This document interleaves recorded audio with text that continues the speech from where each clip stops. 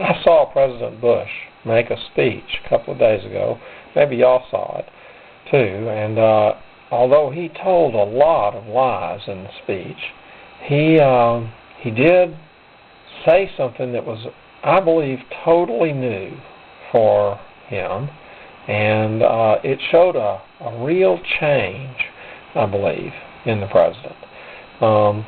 He talked about this dependence on foreign oil, which of course his family is a large owner of the foreign oil that we are so dependent on. And he talks about that we need to stop being so dependent, and then he gave as a reason that we needed to do something to slow down the global climate change. Now, that's a very interesting thing to hear George Bush say, because he has denied repeatedly, and any time he's had a chance to, that there is any such thing as any effect that comes from all of us burning all these fossil fuels. And then in this speech, now again, admittedly, it was embedded in a lot of lies, as is George's habit, but he said that we needed to do something, and he looked real earnestly right into the camera and said, we need to do something about slowing down this global climate change. Well, I think that we should take him at his word and assume that when he said we need to do something, he meant him too. And I think we ought to make a provision for the Bush family in which we tax all of the money that they have, or maybe just like 99% of the money that they have.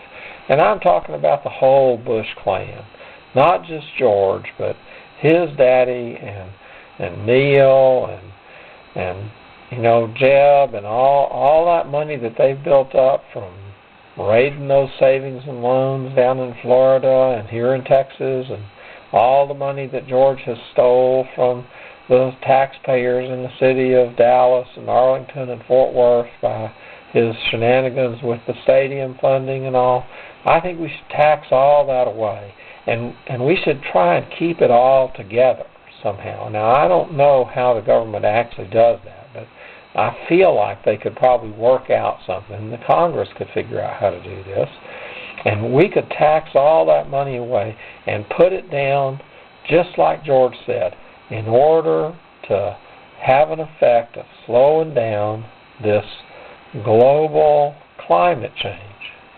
And I think it would probably do a lot of good, and it would let the president have the feeling of what it means like to actually be committed to something, to actually be invested in something, instead of just being an inheritor.